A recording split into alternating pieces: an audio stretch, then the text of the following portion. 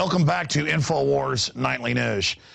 You know, we go wherever the truth leads us, and the globalists operate basically in the dark to the general public only because the general public is so focused on sports, entertainment, the latest tabloid garbage. So the establishment pretty much operates in plain view of everyone who is awake. The problem is the general public is so naive, and we saw this with Nazi Germany and things. People couldn't believe what they were doing, or mass murder of tens of millions went on from 1917 up into the late 40s in the Soviet Union, and people called it a conspiracy theorist. J. Edgar Hoover, the head of the FBI, in 1951 testified before Congress that there was no such thing as organized crime or La Cosa Nostra. We now know that's ridiculous today. And it is this naivete that allows evil to operate. Now, we're going to break down with one of the leading fighters for liberty over in England in a moment, Brian Gerrish, how the tax-free foundations and so-called, charity takeover of the West ties into some very, very dark areas of intelligence gathering, surveillance, you name it. And how children's charities are at the heart of this. In Europe, in England, I've had members of parliament on from England, same story as Congress people I've had on from state legislatures and federal. It's the same story. CPS, very high levels of pedophiles on record. Highest level of pedophilia, even the Justice Department says, is in CPS. Just incredible information, Child Protective Services. And more we understand this is what you have to be involved in to get into the highest levels. We're dealing with a pedophile cult. At the heart, there's also a lot of occultism and Satanism. We've seen, of course, the big sex orgy type stuff that Dominique Strauss-Kahn admits with prostitutes that was described by the New York Times as eyes wide shut. That's really the parlor entrance to all of this. You've got to be fully compromised, and that's what we see connected into Skull and Bones, Bohemian Grove, so many of these things. And for those of us that are seen as, squares or seen as profane and pathetic, who are just normal and like our families, like our wives, like our husbands, we are the bad guys, and we don't pass the test to get into the higher rungs, and that's why evil has been in control for so long. And if you look at every ancient culture ended up being taken over by corrupt elements, and it always ended up with, give us your virgins for sacrifice. Give us your children for sacrifice. And so there is a psychopathic, sadistic subgroup, a cancerous group of humans. It's a very small percentage of the population, but through history in every culture, from the ancient Druids to the Babylonians to the Aztecs, right through every other culture, you see this aberration form.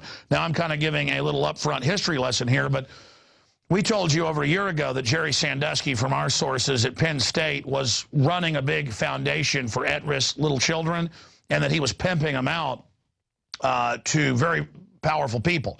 And that's now come out in the mainstream news, that it didn't just stop there and the top of the university was covering it up. Yeah, no kidding. He was raping children at high noon in the middle of the day in the field house.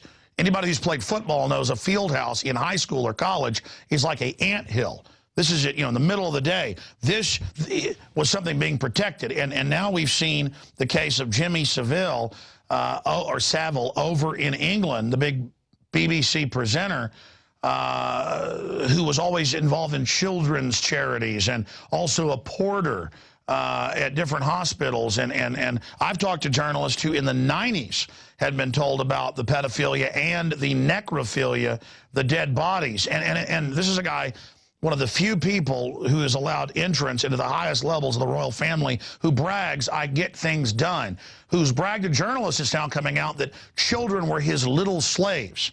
And, I mean, you look at photos of this guy, just type in his name, Jimmy Savile, into search engine. He is the archetypal image of the pervert you think you would see in the park with the raincoat.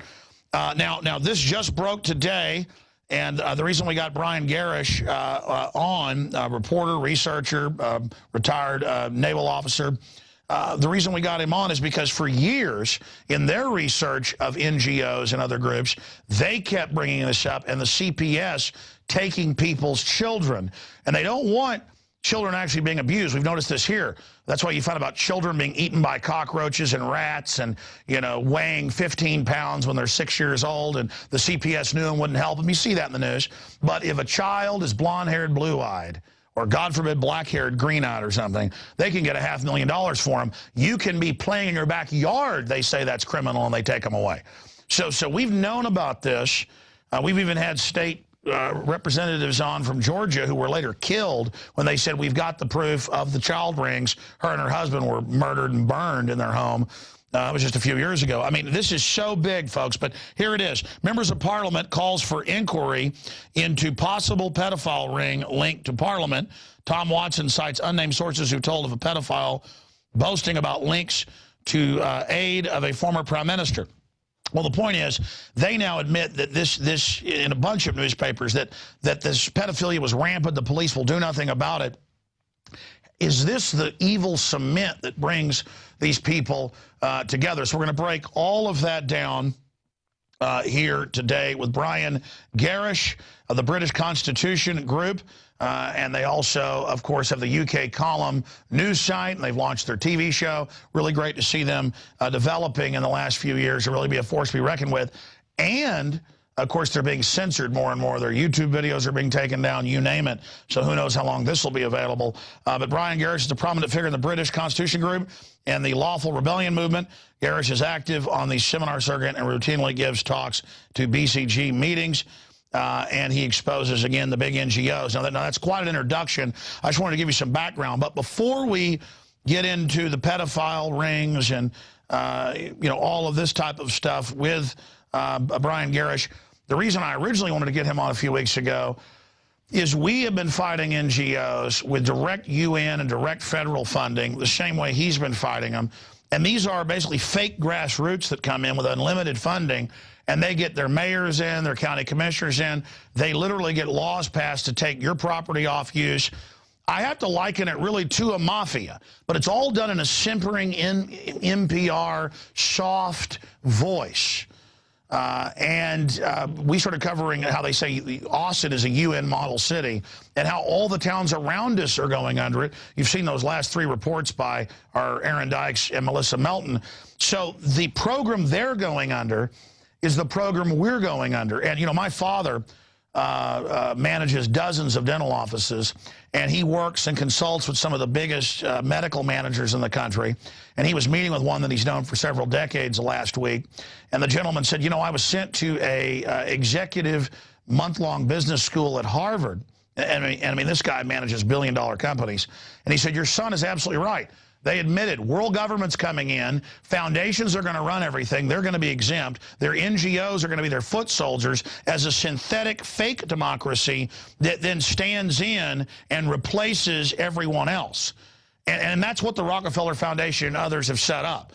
And they call them stakeholders. So, again, enough from me giving you that basic breakdown. Brian Gerrish joins us, and we'll be giving out their websites as well and get into this huge breaking scandal of people like Savelle openly bragging they were doing this to people and just openly flaunting what was going on and involved in all these children's charities, just like Sandusky. It is such a nightmare. But, I mean, look at what the Romans did during their decline. This is a sign of a society about to collapse when the worst are able to get into power who crave it. Brian Gerrish, thank you for joining us tonight. From your research, how does this foundation take over armed work? How deep is it? What is their goals? And then expanding into government networks of different types of criminals who are compromised. Right, okay. Well, thank you, first of all, for the invite to be on the show, Alex. It's great to join you again. And thank you for the kind words about UK column. We've been learning a bit from what you've been doing. So thank you very much for that. What we're really seeing in UK, if I summarise the situation at the moment, we're watching a steady breakdown of everything. So The schools don't work properly. The National Health Service, the hospital system doesn't work properly. The armed forces are being cut and cut and cut and cut. The transport systems don't run. Politics doesn't work. Everywhere you look at the moment, there's turbulence, there's change. Everything is changed every couple of weeks, every month. Nothing's stable. And people are getting an increasing sense of breakdown. If you start to analyze what is causing this, you find that we've now got thousands of organizations, a minimum of 6,000 non-governmental organizations which are working in the country. These are change agents. I'll come back onto that in a minute. We've got something like 171,000 charities working with a budget of £44 billion.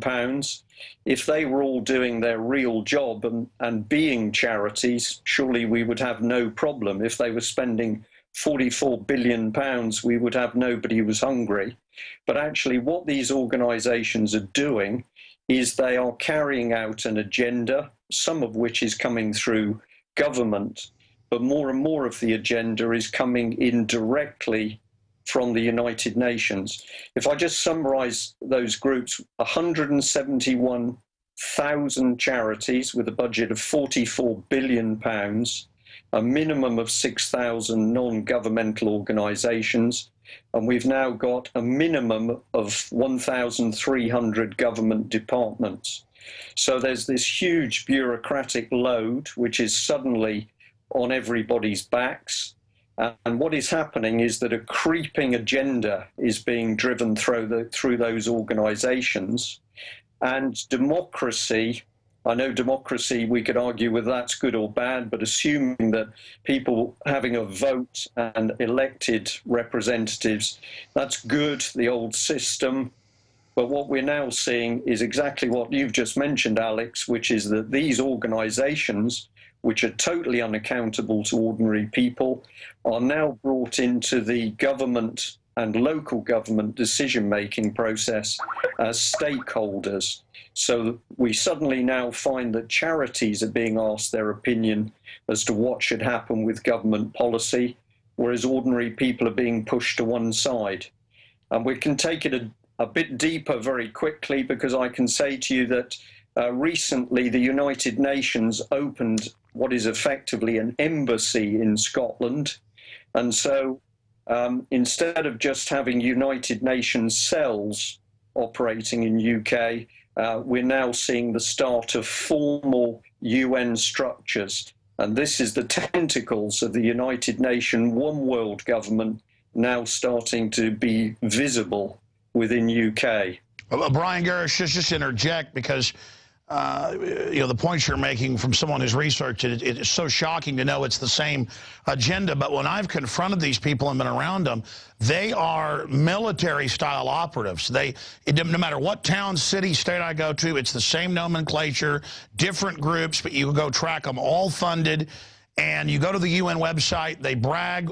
Schwarzenegger said 3.5 years ago at Copenhagen, when they couldn't get it internationally through, he said, I will head up the groups taking over the states, the cities. We will get them that way. I mean, people can look that up, and that's what they're doing. We are facing literally a new type of warfare, which is globalist-funded, systematic takeover with synthetic local operatives who are there, and they know what they're doing, and their goal, because I've dealt with them, and they brag about this, is a post-industrial world. They've shipped our jobs overseas through globalism, NAFTA, GATT, same in your country. They have demonized the family. They have taken over the churches.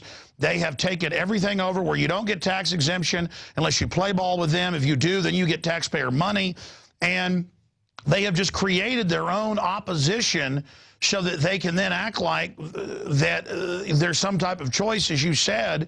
And it's how do you fight such a scientific takeover system? And when they're trying to implode things, so you will implode into their arms, and then the charities can then pose as the saviors. Right. How do you fight it? This bit I think is very easy. They can do what they're doing, Alex, as long as ordinary people can't see the method, and they can't see the structure. Now you've just described it. It's like on one hand it's like the tentacles of an octopus stretching into society. It's little cells. It's almost like a cancer growing. You can't see it initially, therefore you can't fight it. But the moment we and other people describe who these organizations are and how they work, this is 90% of the problem. And we are now finding that people in UK are waking up. We can describe what these organizations are. We can describe how they're working. And the moment people can see it, all of a sudden it's like a light coming on. There's something else I'd just like to say to you, because I think we might discuss it. But key to this agenda is the fact that Saul Alinsky is a major part of this. Now, Saul Alinsky is within Obama's policy. This man was a subversive. He was essentially Marxist doctrine, but he believed in pushing the takeover via small, creeping, incremental steps and getting into the lowest levels of society. He wanted to be in community groups. He wanted to be in the local football team. He said that basically the task, the drive, the political agenda had to go into every single area of society. Now, Saul Alinsky is the declared strategy within the Obama administration. It is also the declared strategy within the Conservative Party and Liberal Democrat. And tell people who he dedicated his book, Rules for Radicals, to. He dedicated the book to Lucifer.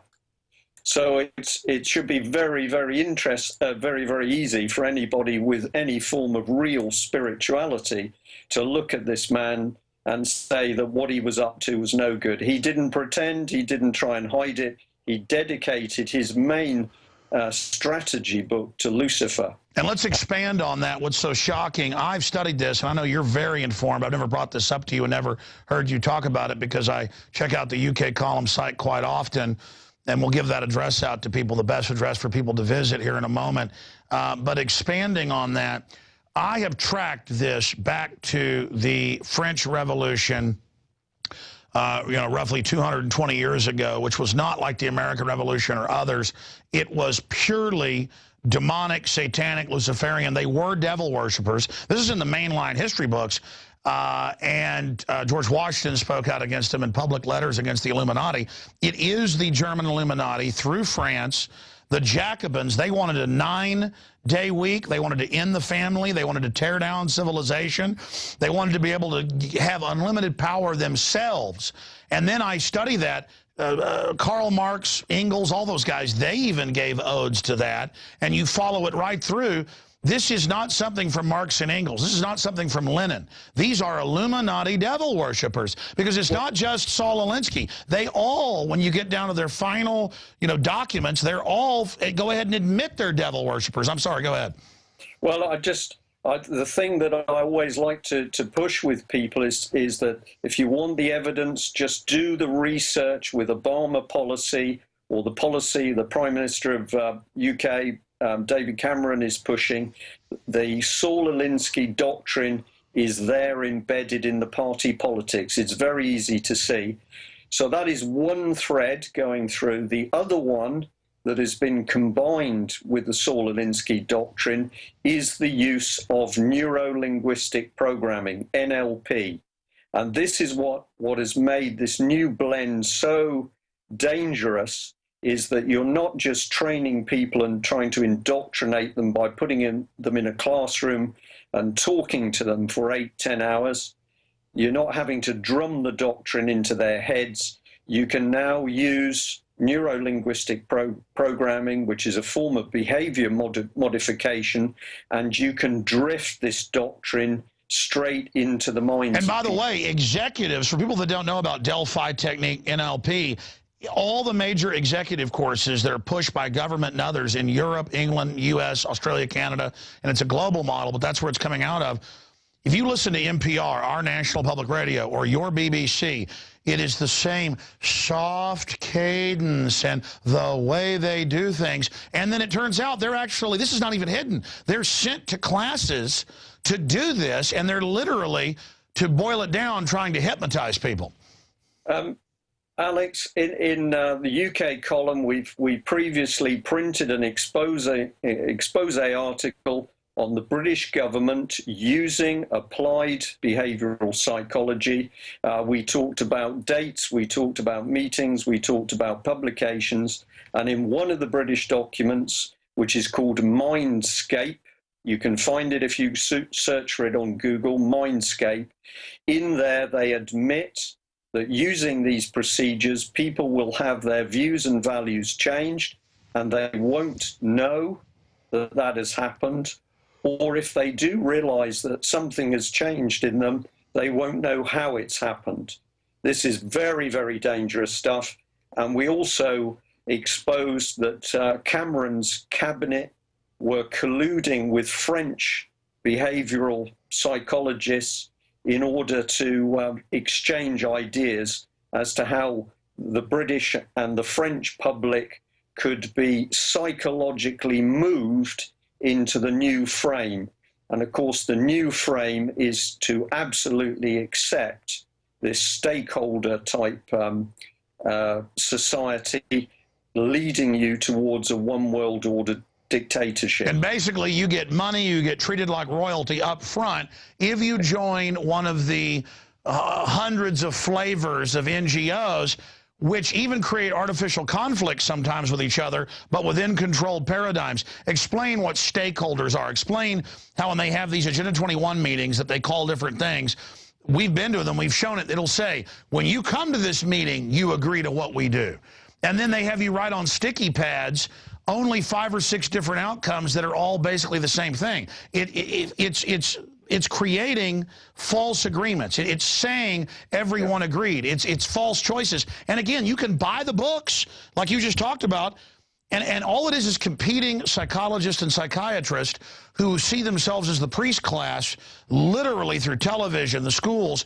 We're just turning ourselves over to them. Speak about some of the key buzzwords that you see in England that I notice are the same as here, and then where they want to take us from your research. And I notice you're gaining some steam because you're telling the truth, getting a lot more support, what they're trying to do to shut you down. Right. Well, the key bit that we have stayed with is trying to expose the main control structure. And in UK, but it's spreading across the world, this organisation, Common Purpose, has been used to spearhead this change to the new system. And what Common Purpose did was started to recruit what they called future leaders. And these are people who were then put through training programs. We know NLP is being used. These people are being reframed to think in a different way, to believe in this new system of stakeholder government. And then these people were then placed in organizations where either they would be promoted into positions of power, or people in a position of power would be drawn into the training anyway. And again, that's the NGO model the UN's had for 60 years, run by the RAND Corporation and the Pentagon here, which again are controlled by the big mega banks, trying to use the U.S. to set up world government while imploding us, using England to build the world government, while at the same time setting us up for final collapse. And my cousin was in it because he was top of his class. Everyone who's top of their class gets approached and they say, you're going to get free college, cars, everything. And from the time they're in junior high, they put them in Model UN. And my cousin got out of it by the time he was a freshman in high school because he had patriot parents. They thought, well, let this be an education for you, but know what it is. And I ended up going and covering this in my first film, where they get all the smartest kids, bring them to the universities, and openly tell them world government is the way. My father was top of his class, and they did state testing. They took him to UT when he was a junior in high school. This is in the early 60s, and called him and the top 6 students in the state out of 150 they brought to UT to test, and they told him we're establishing world government. They told him we're going to set up eugenics, and they told him you're going to be part of the superclass. Now, my cousin didn't get that high. My dad never even told us this until my mother was seeing my film Endgame before it had been released 6 years ago. She said, I don't believe it. This is too much. And my dad suddenly said, no, it's all true. They tried to recruit me. The point is, even people it happened to don't want to talk about it because it's so conspiratorial and so bizarre. Go ahead. I'm ranting. Alex, the key thing is that they subtly recruit, as you've described. But the real danger now is that you can put people in a 48-hour course. You can use these very subtle applied behavioral psychological techniques on them, and you can drift their morality, their thought process onto a new set of tracks. It won't work with everybody. Some people will drop out, but the striking rate of this now is more and more successful, so that after you've pushed people through these courses, they actually think in a different way. Many, many people in UK now are talking about seeing public officials who they say do not act normally. You can't have a discussion with them. You can't reason with them. They are very aggressive. They're very dominating. We've seen this particularly with the police. British police, who used to be quite mild-mannered, are going through training processes that are making them very, very aggressive. Oh, no, that's admitted. I mean, what you're talking about is cult programming. First, they profile the type of people they want, depending on the job. Then they put them into peer pressure modes. Then they condition them to the point that here in the United States, anyone doubting this, just type in police taught founding fathers are terrorists. You'll see footage sent to us and others. And they actually get cops to then think veterans are terrorists who you're going to have to arrest. The founding fathers were bad. Freedom is bad. I mean, this is like a body snatcher movie. I'm sorry. Go ahead and break it down for people.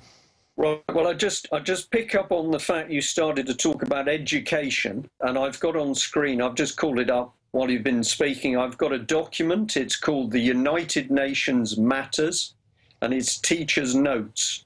Okay?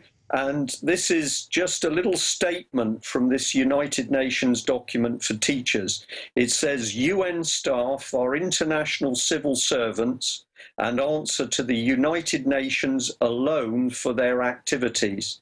When joining the UN, staff members take an oath not to seek or receive instructions from any government or outside authority. To me, that is treasonous. If you have Americans who are working anywhere with the UN, this document says that those people have signed up to work with the UN, not with the United States. And this is the real danger of the United Nations. It gives the impression that it's there to help people in the world. It's there to help try and feed them, to solve problems, to bring governments together. But in fact, what it is doing the whole time is creating this single, vicious, one-world government. And it's in black and white here. You are to answer to the United Nations alone. Yeah, they're not even hiding it when you know where to look. Brian, it is so painful when you read all their own documents, how they brag, how they're going to take over incrementally, how when they're done with us, a revolt of the plebes would be like a revolt of sheep against the practice of eating mutton, to quote one of the Nobel Prize-winning globalists. Was that Bertrand Russell? They just go on and on and on with their arrogance. And I've actually been, you know, at meetings and things when a camera's off and globalists come over and go, yeah, of course we're taking over and we're going to kill you when we finally take over. I mean, to know that this is a power cult, a gang, worldwide, world government, funded by the big 6 mega banks, who are now on my TV every day now saying world government's been established, the euro is imploding Europe, the final sovereignty is being signed over, you will not have single family homes anymore. You will live in dormitories. Schools all over the U.S. are giving inoculations without parental consent when that's a felony. I mean, they are already will to power just doing what they want. I've hiked for 20 years on the Barton Creek Greenbelt. They're now just shutting parts of it down as an exercise of power, and then only their little local green guardians are allowed to go in. I mean, I'm going under feudalism. I'm going pre-Magna Carta now that our ancestors fought for, 1215. We are literally seeing a new dark age dawn of these mid-level and high-level globalists, but their minions, like you said, are just brainwashed and believe in what they're doing. And if you even try to reason with them, they get violently angry and have no intellectual capacity and love their servitude. And to know it's a scientific takeover, I don't think, you know, viewers out there watching for the first time, I hope they understand this isn't a game. Okay, I mean, there's so much research, so much proof that it's unbelievable to even deal with it. And to know the NGOs, to know that the UN runs these horrible operations worldwide, to know they're the bad guys, and to know they're taking the once light of liberty, England, the United States, and other countries that literally wrote the book on modern freedom, and that now our countries have been turned into engines. I'm sure you saw this, but now the EU is putting out a new star that's got hammers and sickles all over it. And I saw the article and I said, that can't be true. And I went to the EU site and they're putting the posters up with hammers and sickles. In fact, that's on Infowars.com, guys, if you could find it, to the crew. I mean, please, I mean, you pause for me to interject. I don't want to, you've got the floor or I'm going to start ranting. Just go over who they are, what they're doing, how they're changing, and then let's start getting into the goal of wrecking the family. And this is literally captained by a bunch of Jimmy Savilles and Jerry Sandusky's. That's what's so horrible, is it isn't just cold-blooded dominators. These are will-to-power sickos. That's why they crave the power. So we'll be helpless. Yeah, well, Alex, one of the things people who are newcomers to this are going to be really shocked by what we're talking about. But of course, people who are awake and they know at least something about what's going on, the key question they want to know is, can we do something? And something that I've always believed in is that things had to get worse before they would get better. Until people started to be shaken a bit, until people started to be concerned, uncomfortable, not enough food, hadn't got a job, can't heat their homes. Until there was pressure, we couldn't really get the message over. Now, I think we're at this very delicate point at the moment that the other side, there are cold, evil, and very arrogant people that are driving this one world agenda. But their arrogance means that they are steaming on. They're doing things faster because they're getting worried about the speed at which people are waking up. And now we've got an opportunity. In UK, you can talk to people. Maybe they're okay, they've got a job, but their children haven't got a job. Or you see in a city that the shops are closing, the pubs are closing, industries closing down. And people saying, what is going on? Which is by design in their own documents to make us dependent. People think communists can't produce. It's worse than that. They want you starving. Absolutely. But now people are getting hungry. They're also getting hungry for truth and information. What is happening? I found in the last 6 months in particular, and I know if you talk to other people who are on the sort of talk circuit in UK, they're also feeling people are changing. They're hungry to know what's going on. And when you start to describe what's going on, they don't laugh at you anymore. They listen, and they're talking to their friends. So I think I've described it sometimes as saying you're a soldier, you're waiting in line with your rifle, you see the enemy advancing on you, you can't engage them until they're within range. And we had to wait until the situation got to a stage where we could show ordinary people what was happening, and then you could say to them, right, you need to start fighting. And the fighting aspect is so key because if we have people getting panicky and starting violence, that is going to take us down the wrong path. At the moment, we need it to stay as calm as possible for as long as possible so that we can spread the information people need about what's happening. And you tell me if you want to jump subjects at this stage, but I can tell you that the Jimmy Savile exposure of the paedophile rings at the highest level of the British establishment. Yes, we're going to get to that in a moment because, I mean, now you've been talking about that for years. I've been talking about that for years. But what you just talked about is don't fire till we see the whites of their eyes. You've got to have the enemy up close. That's why we've raced while we knew this was being built to try to get people that were more informed or more intelligent to see it, to get ready. The enemy has taken a long time to get to this point. We're actually making huge gains on them because we've got right on our side. But Alex, they, in my opinion, and certainly in the UK, the establishment is beginning to rock. They are very worried people because they are seeing ordinary people on the streets doing things, saying things, taking action that they've never seen before.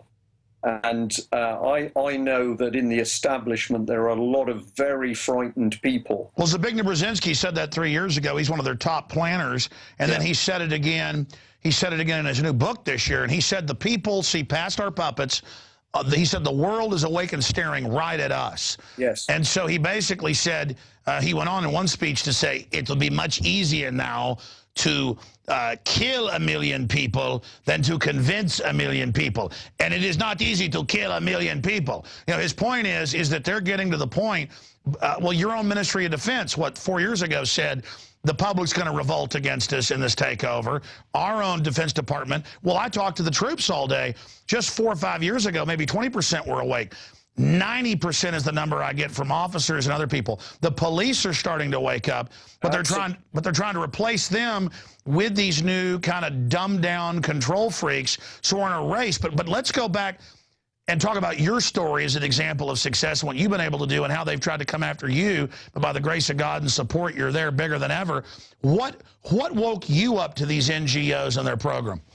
Well, that was just part of my original story in the city of Plymouth in the southwest of England when I'd been out of the Navy a few years. And in my city, I suddenly discovered the most amazing corruption, public money just disappearing. And when I started to look into this, I just couldn't believe what I was seeing. That was one thing, the fraud and corruption. And then also, I'd been trying to help young people with jobs and skills training because we had a lot of long-term unemployment amongst young people in particular parts of the city. When I tried to get a program in to give those young unemployed people real job skills, I was attacked for it.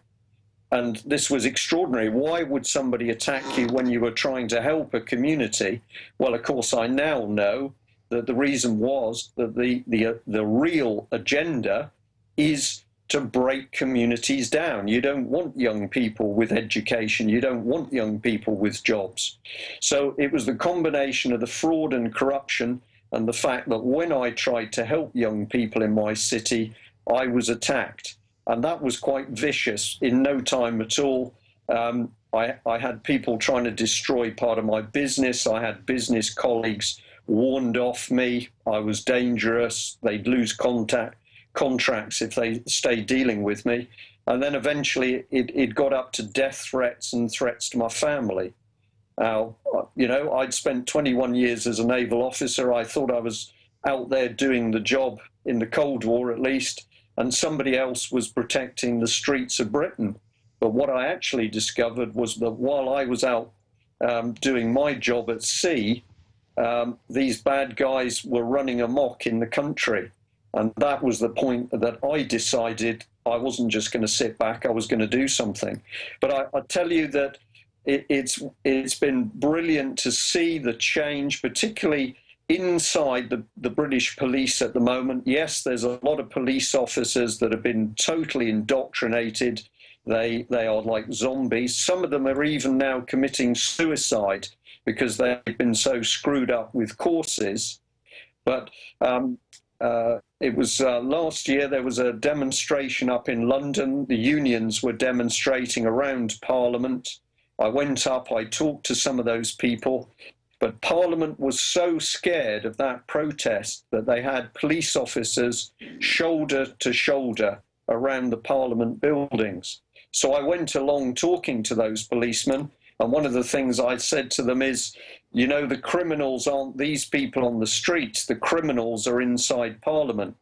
And it was interesting how many of those guys said to me, we know where the criminals are. And I think this is a key part, although you will see in America vicious action by American policemen, or the same by the army on the streets. We are seeing it here in UK as well. We haven't seen the army on the streets yet, certainly the police. But when you take the trouble to talk to the police, you discover that many of them are now waking up, and they are looking at the material that you're putting out, Alex. They're looking at stuff we're putting out. They're looking at stuff that Ian Crane or David Icke's talking about. And when you say to them, who are you going to fight for? They say, we know which side we should be on. Well, that's another great point. Police and military are ordered to beat up peaceful protesters. Under the peer pressure, most of them do it, but they do it once, and then they have a breakdown. And that's what's happening is when these globalists order them to do wrong things, a lot of times they do it the first time, but then the crisis of conscience happens. So we have to know that, and that's what's beginning to happen. Yeah, and this is why it's an important thing that yeah, the bullies, sometimes you can't do anything with them. They're gone. Leave them. The people you want, you're always looking for the officials who will listen. And we know now in UK there are officials inside the court system that are starting to ask, why are these people talking about common law? Why are these people talking about the Constitution? Why are these people talking about corrupt courts? So we know inside the magistrates, that's the lower level of the judges effectively in UK, they are starting to ask questions about what's going on. We know that judges are beginning to question what the policy is coming down through government for these secret courts. And we've just got to keep pushing, because the information, the reality, the dangers of what's going on in Britain and America, yes, this news is beginning to spread very quickly now. We've just got to keep pushing. Well, bottom line, I want to shift gears into the really nasty stuff here in a moment. And just spend about 15 minutes on that in this lengthy, in-depth interview. Brian Gerrish, who exposes Common Purpose and some of the other big NGOs.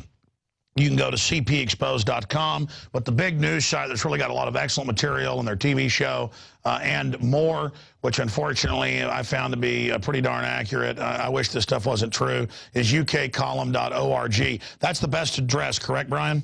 Yeah, that's correct, yeah. Okay, so there it is. Now, because I know you've got several other sites, I want to make sure I'm giving the big one out because I visit them all. Expanding on this, I think the biggest thing in the fight is expose these people. And I myself, for many years, would hold back, even though I knew how bad they were. It's like, this sounds too crazy. But if you know history, as I've begun this discussion, breakdown, actually history gets pretty crazy when good men do nothing. That's all that evil tyrants need to flourish, is that good men and women do nothing. And, I mean, I remember years ago when you started out, very little support, and now you're known all over the UK, all over the world, many other people. I know you don't want to talk about yourself, but talk about some of the movements that you've helped launch. Lawful rebellion movement. You know, we have that here in our Constitution, Bill of Rights as well, because it comes out of English common law and Magna Carta. Explain what that is, because that's certainly got the system frightened as well.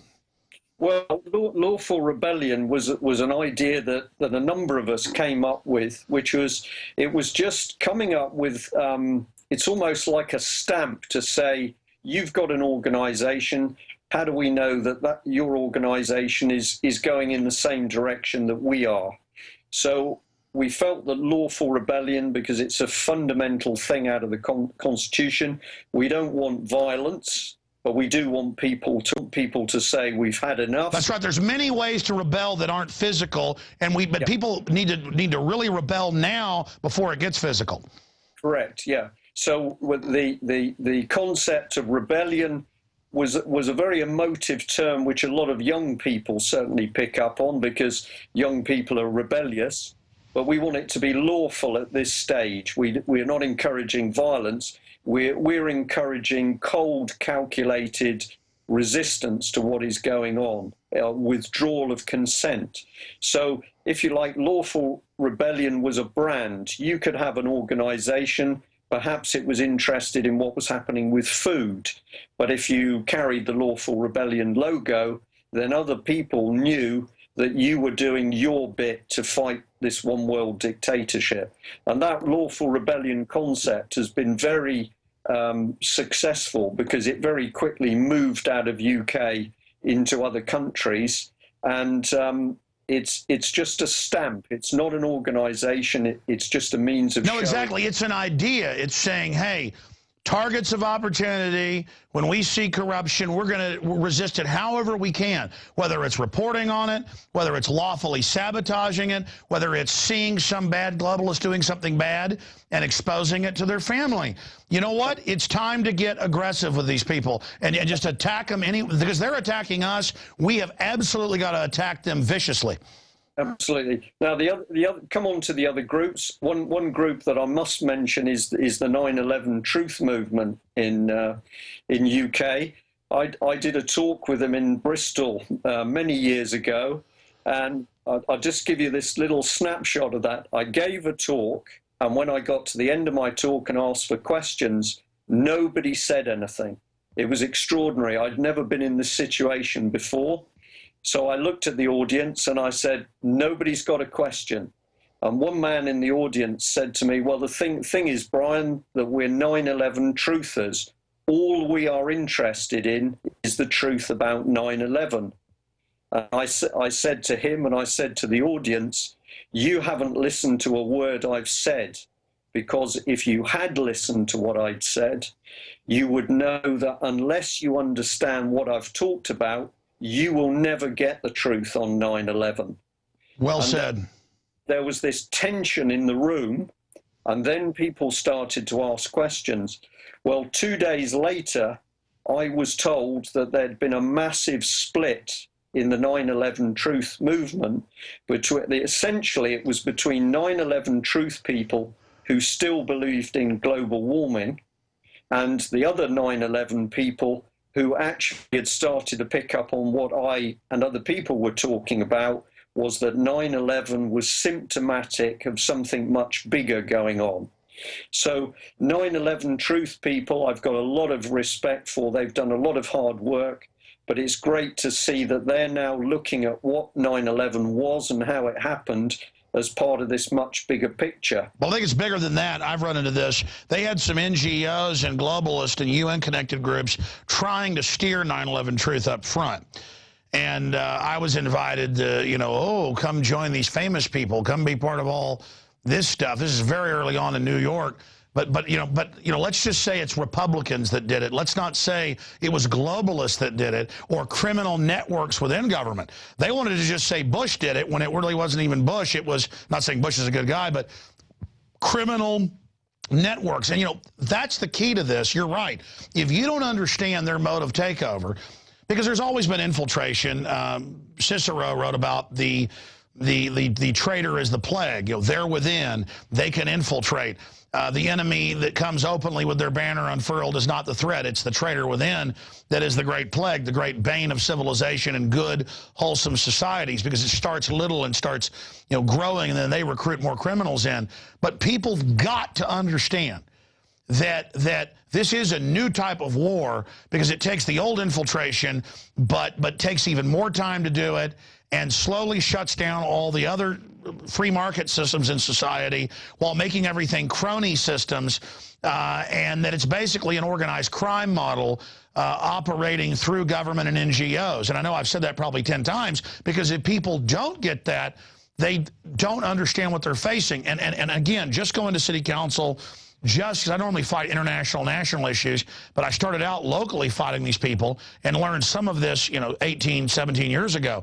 Even before I got on air, 20 years ago, I was fighting them, about 19 years ago. But now going back locally just to nationally show what the UN's doing as a microcosm, now I understand even more. And you talk to these people and they'll just glare right back at you. They know fully they're operatives. And I think that's what's shocking, is how low into the totem pole because normally compartmentalization, real knowledge is up higher. So many of these people, even in lower levels, they know it's an evil takeover, and they're trying to impress those above them to get up higher. So I think your exposure, my exposure, many other people's exposure has actually had one negative side effect in that there's a lot of evil, grasping people now that have learned about the New World Order, but they've decided not to fight it. They've decided to go knocking on Dracula's door and asking to be bitten. Do you see what I'm saying? I do, but the thing is, Alex, if we look at the number of people that are actually driving this emerging system, it compared to the mass of the population in America or Britain, the bad guys are relatively few.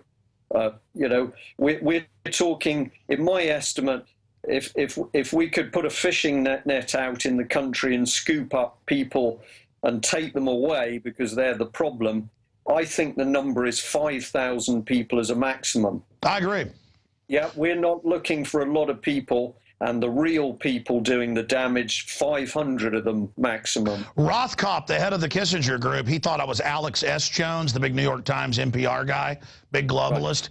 So they got him on the show because his secretary messed up. And I was like, hey, how you doing? He goes, oh, great. How you been doing over there at the New York Times? And I said, no, this is Alex Jones. And he goes, oh, Alex Jones, the talk show host? He goes, well, I'll still do your interview. I'm going to try to explain to you how globalism's good. But his book, it says 6,000 super gophers worldwide and then only 20 families. But they're selling that, hey, look, we run things. We know best. That's what's crazy is this is such an open conspiracy. Why do you think they're announcing their world government so publicly now? Because one of their biggest weaknesses is that they are arrogant. They are so arrogant, they think we are ignorant cattle. They can't imagine that we're capable of seeing through them. So they are cold, they have no feeling, psychopathic trends, they're antisocial, but they're arrogant. And I believe it's the arrogance that's going to be the downfall. They just simply cannot accept that ordinary people with a little bit of leadership and motivation are capable of seeing through them. And if I may, Alex, I'll just come back onto these groups because I think this is a positive thing, how people have woken up. When we've done talks in UK, talked to many different groups of people, sometimes you have people in a room and they're not even a group. But by the time you finish the talk, they start to work together as a little local team. And Birmingham, for example, was a good one. We did a talk there. And that night, 2 groups formed. They decided to call themselves Truth Movement. And across UK now, in all sorts of places, we have truth groups. And then, of course, we've also seen the Anonymous and the Occupy movements. Now, this is a bit more complicated because I personally believe that those movements were partly created by the other side. But what has happened is that the knowledge and the truth that we're all spreading has moved across into those No, I totally agree. Let me draw a diagram, then we'll get into the pedophile networks and how that ties this all together. Let me just draw a simple illustration because I've discovered this is how they work and then separately researched it and found they'd written papers on it. It's like you can reverse engineer something and then go look it up, and then if you know the key terms and they admit it. Take Occupy, take any of this. They know there's going to be resistance to what they're forming, so they want to create artificial groups so that people gravitate to that as opposition, so it can then be siphoned back in to the overall globalist operation. So what happens is it's like having a projector that is shooting onto a screen, and they say, we're resisting, knowing that all the little individuals that know something's wrong, who the globalists are worried about, are going to come in, and then once they've got you projected, you know, they can go ahead and put their message out onto you once you've come to the light, you know, like a moth to flame. But as you said, they can't do this if we give them opposition. If we are outside of this, forming groups, forming ideas. Our information is, once they create a projection and a mass, using military terminology, I know you know, once they create a political mass, our information is more truthful, more accurate. I say more truthful, nobody's perfect. And so what happens is their mass projection now becomes a point that we can enter as a site of recruitment. And it's an opportunity because everybody is so empty that's been drawn into these false systems. They're desperate for something real. The minute you come in, it's like you're 10,000 feet tall to a bunch of midgets. The operatives will come in and attack you instantly. If you know how to decry them as an operative, suddenly everyone comes into your orbit because the human species is hungry for liberty and freedom. And the reason I've been able to really confirm this is the globalists, they put out the Occupy call, okay? Let me draw another image here. Let me explain this to people. They put out the Occupy call projection on the wall to draw all the little moths, the little souls, which are actually big souls, all the people in. Okay, they project it. They say, oh, there's no movement except capitalism's bad. We're going to get Wall Street. Well, that's actually bigger banks that want to demonize capitalism to have state-sponsored control to shut down all their competition and consolidate. But when we expose this within the Fed and other systems, they weren't able to co-opt everybody they'd gotten to gather together by putting out a revolutionary, lawful revolt call. And so they had all over the country takeovers where the feds ordered the local police to beat everybody up and take them to jail and then demonize them, because their attempt to create like an Arab Spring that Al Gore's called for, it failed. So again, I don't think people realize, like you said, when you go form little groups and confront them and have facts, they're not designed to be resisted. They fold like a house of cards. I know, I tell you, Brian, I got to get you on more often because I'm so impressed with your understanding of this. And it's not like, oh, we're impressive, we're smart. We've discovered how they operate from engaging them. You learn more in each conflict. And this data can literally defeat these people who are horrible authoritarians. Yeah, the key bits is exposure. The moment the ordinary person can see and understand what's happening, what these people are doing, that, as I say, that's 90% of the battle. But they have, I use the word infected because they are a disease. They've infected society. And what we do is we infect them, but we use the truth. When Occupy movement was active up in London, we went up and met people. We went and talked to people on the streets, and we handed out UK column newspapers. We talked to them about what we were doing. We talked to them about what we understood was going on. And then over a matter of 2 or 3 weeks, people from that movement were then emailing and contacting us because they wanted more information. And after a while, they started to tell us that they'd realized that their organization was partly infected by the other side, who were running focus groups. It was just amusing to watch. You could see people who were clearly professionally trained coming in amongst people who were camping on the streets, and they were gently nudging them into doing things which decisions which they wouldn't have made under their own steam. Exactly, and really they have all these NGOs who later bragged. They called out the Occupy, hey, let's resist the corruption, so they could send out their operatives in a live laboratory war game. They're using us to war game. We've got to use them to war game.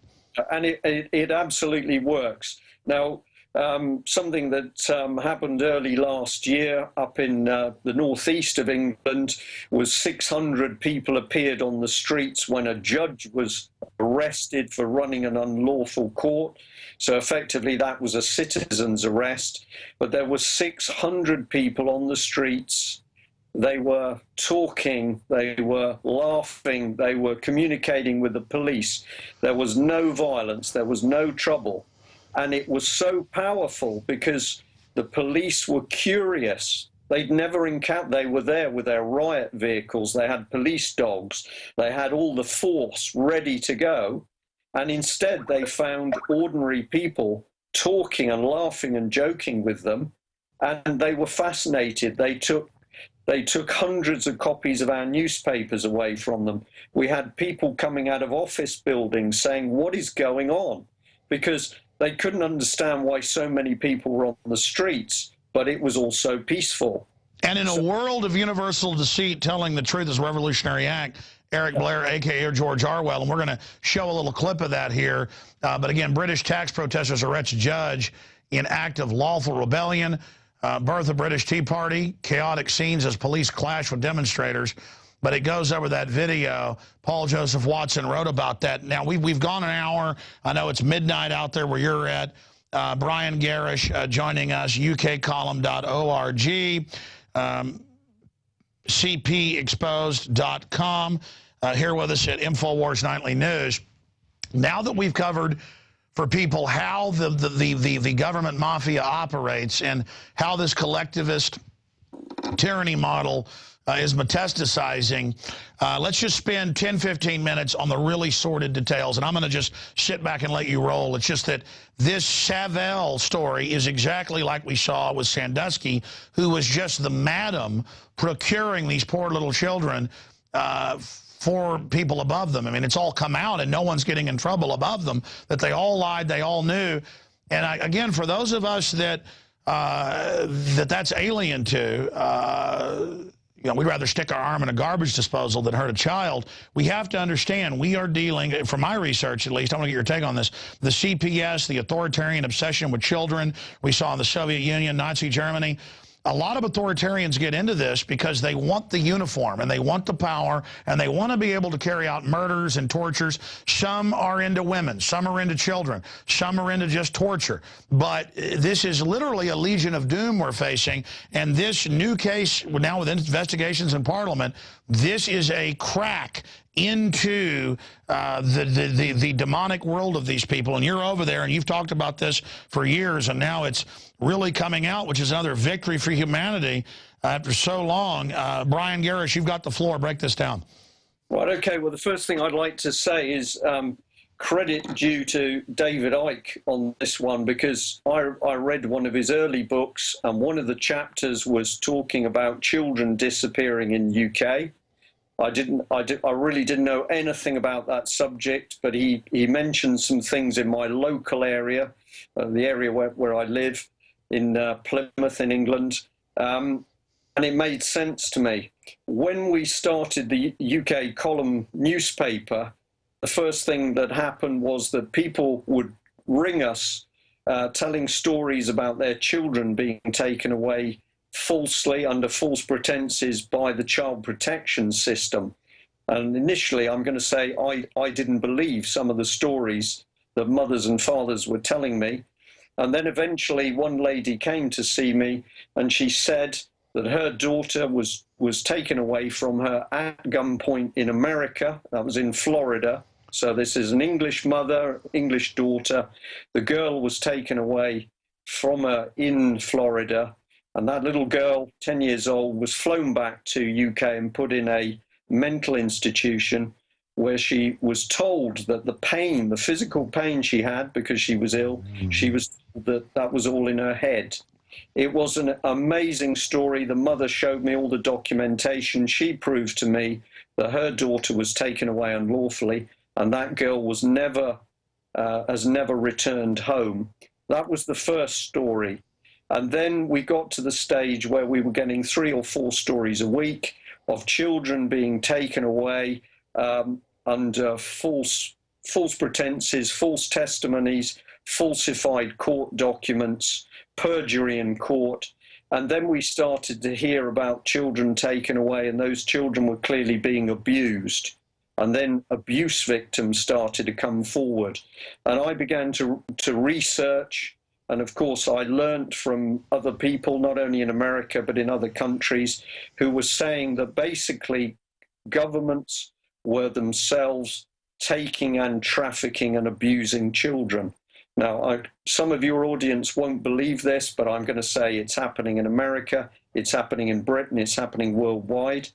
And the abuse of those children is carried out by pedophile rings. These are not dirty men in raincoats. These are men and women right through the strata of society But ultimately, these paedophile rings are being controlled at the highest levels of society.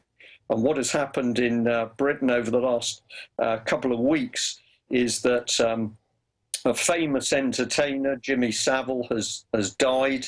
And since his death, it's emerged that far from being such a great man, getting money for charity to help hospitals and children, he's turned out to be a prolific paedophile. Over 300 victims have come forward. He was abusing children on his own. He was abusing them with other people, and there were other groups abusing these children. The British public have been stunned to actually discover that this man, who many of them thought was a wonderful man, he was doing great things for sick children, for injured children. Just like Jerry Sandusky, exact same thing, running a children's charity. But as the story has exploded onto the scene, of course, the first organisation in the firing line is the British Broadcasting Company, the BBC. It sells itself on an international platform as being the bastion of truth and honesty and morality. We know that the BBC at the moment is simply a propaganda machine, and what it's now demonstrated with Jimmy Savile is that it had paedophile rings operating within the organisation, and the BBC has attempted to cover up those organisations.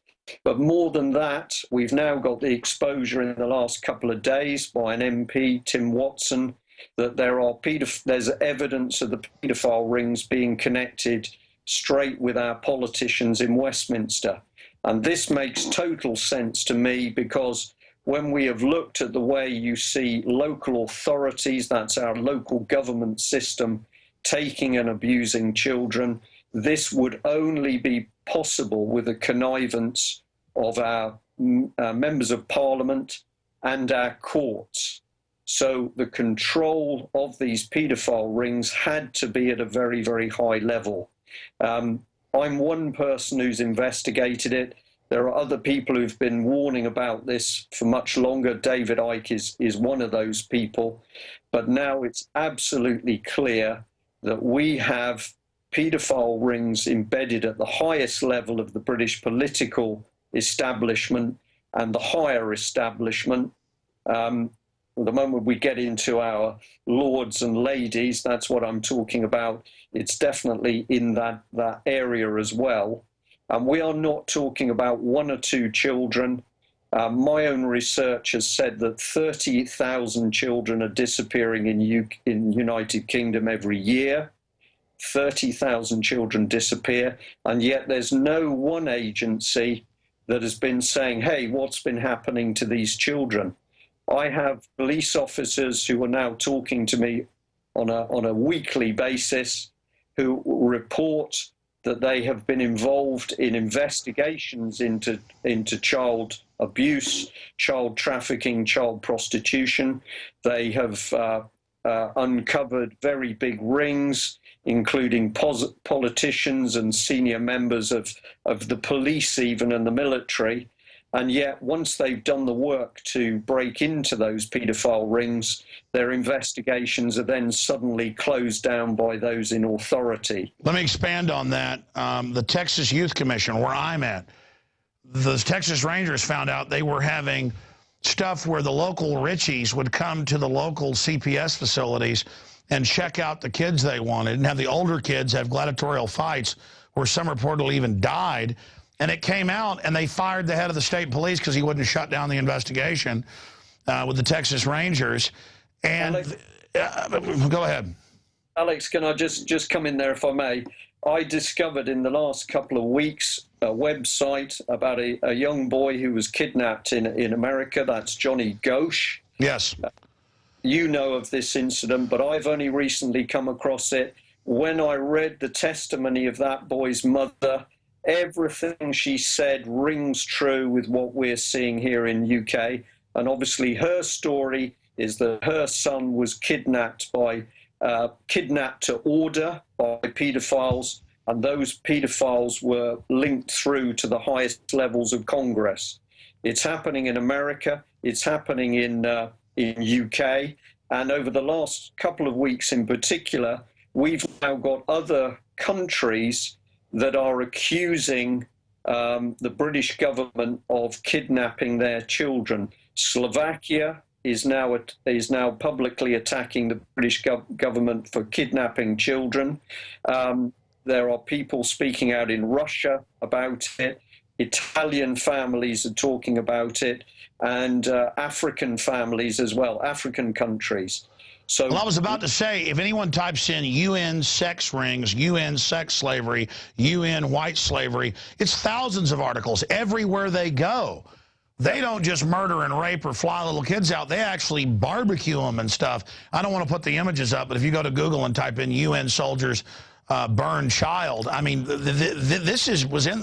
it's unbelievable how many, I mean, if you talk about a few thousand, controllers each country, how many minions do they have, though?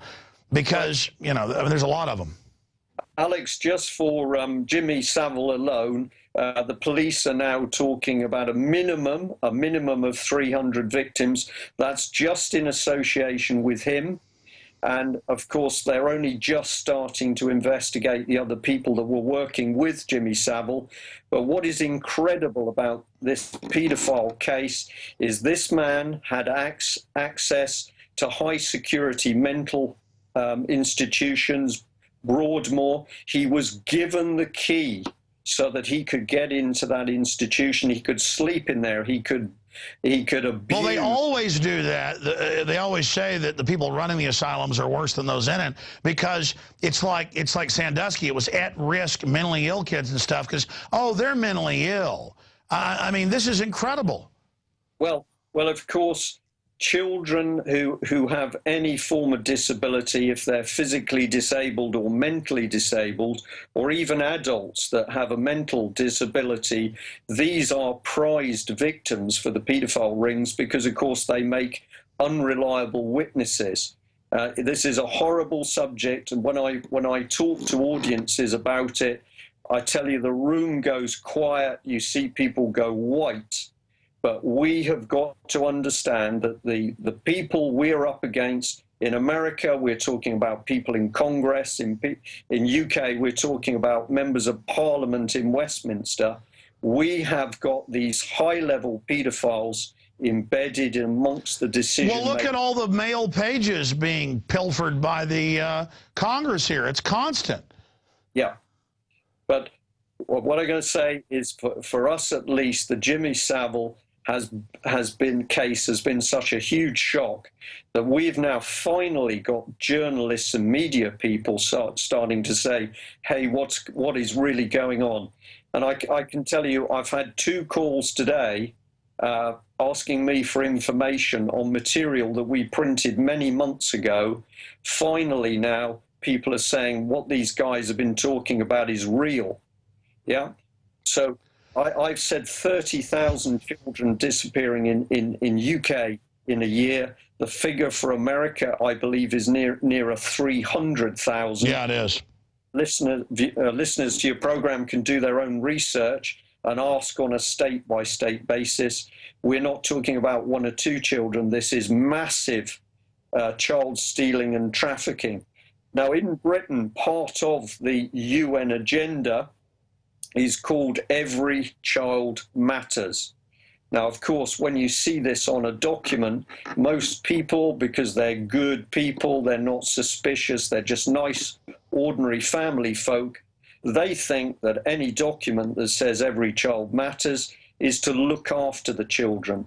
But the underlying UN agenda is that every child is either there to be brainwashed into their new one world government, or those children are there as playthings for these psychopaths that are trying to put this system together. And if we talk about how we combat what's going on, I've found you can stand on the stage, you can talk about the New World Order, you can talk about fraud and corruption and taxes and food and the police. And some people get pretty emotive. They decide they want to do something. But if you stand on a stage and you say to people, unless you wake up, they're coming for your children, the reaction in people is incredible. When you finish your talk, there are people clustered around you who want to know what to do. And I believe that's right. We are now at the stage where the other side is beginning to move so quickly. This subject to the child abuse is a tool for us. This sounds very cold. If we're going to protect families, if we're going to protect children, we've got to jolt people awake with the fact that the people we're up against, they may look like a very nice, well-behaved senator, but in fact they're a dirty pervert who is prepared not just to have sex with children, but to torture them and kill them. Well, that's the whole point. They actually like torturing them, most of them. Absolutely. And you know, we have to come to this realization, this is what we're facing. And, I mean, look, our own Justice Department says CPS in this country is the most dangerous place for a child, 7 times more likely. People can look these numbers up to sexually abuse, 5 times just beat them up or starve them. So many of these foster parents and people that the state hires out just warehouse them, lock them up in cages. When real children are being abused by their caregivers or parents, they're left alone. But if they fit the profile of a healthy, well-adjusted child, Katie, bar the door. That's who they're coming after, and they're bold. They want tyranny because they want to exercise power. And to these demons, hurting innocent children is the ultimate prize. And you're right. We give them to them in the public schools. We turn our kids over to them. We turn them over to the television. We turn them over to the vaccines. We're turning our children over. We put them on a school bus. A government bus pulls up, and we just throw our child on with them. The government takes our money, builds the school to be the center of the society, to totally take over and run our lives. And it's criminal. Well, children are our future. We've got to look after the children, otherwise we don't have a future. And you're absolutely right. Parents, I did it. Other people, parents, my friends did it. We just put our children on the bus, and you assume that what is being done to them is something good and productive. But I would say to parents now, you need to know what is happening to your child every hour of the school day. Here's an example. Remember under Clinton, they tried to say, teach kids in public school, 5-year-olds how to masturbate. Remember that? Right. Now, this program, let's stick with this point, because this is a very important thing. One of the biggest weapons that the other side has used has been the liberal agenda. It's a slow, creeping breaking down of morality, and they've been so successful. One measure of this is the debate over the age of consent. You know, we'll say originally it's 18, and then it's suggested it should be 16, and then it should be 14, and then, oh, well, okay, it might as well be 12. So the liberalist agenda, which seems to be not too bad, okay, maybe sometimes they go too far, but they bring in the policy, this slow creeping agenda, and this has been very successful in attacking and breaking down the morality of young people. Today on the UK column live news show, one of the items we talked about is the fact that schools are now back on talking to children about sex in ever greater detail. And we highlighted a website that's been set up by one of the local health authorities where they're telling children they can do anything. They're describing anal sex in great detail. I won't go into some of the worst things of it. They're saying this is there to make sure children don't get pregnant. But what the website is really doing is teaching children the most depraved sexual... Well, sure, it's all about robbing the innocence for these devils. That's what gets them excited. And we've seen in closing countless examples of this. I monitor satellite talk radio, I monitor terrestrial radio, I monitor the comedians. And the big hot thing that the system likes to hear now, and I mean, I'm just going through the dial and hear this, and I'm like, well, I only heard that once. Now I've heard it like 50 times the last few months, is talk show hosts joking about how they like to have sex with children. Or making fun of cripples and saying they ought to be killed. So, and again, it is total dehumanization. They just want to destroy our basic ethics so that we're rudderless and are demoralized so we can be run over. I mean, it's like Skinner said, you know, we're going to get rid of dignity, morality. We're going to go beyond evil. And it's so incredible. Right. So, but we've got two things happening here. We've got the attack on children and young people to destroy their morality. In fact, you could say it's the first stage in starting to groom them the way a pedophile would want them groomed. TSA, groping them. They admit that's training. Yeah. Now, the other thing that's going on, of course, is that the practice of pedophilia, of child abuse, is actually a weapon that the other side uses to control people.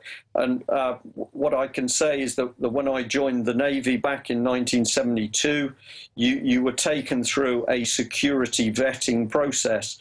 They wanted to know whether I was a womanizer, did I use drugs, did I get drunk? What the security services were looking for were any dirty little habits that could then be used to blackmail me. We've now got to the stage by this progressive decline in morality. We have British politicians who take drugs. We've got the British politicians who steal their expense money. We've got British politicians that use prostitutes, male or female, it doesn't matter. They're having affairs, they're swapping wives. Now, the moment that is normal behavior, how do you blackmail them? Now, what is the one thing left? Well, there's two things left that you can blackmail people over. One is the abuse of children, and the other is bestiality.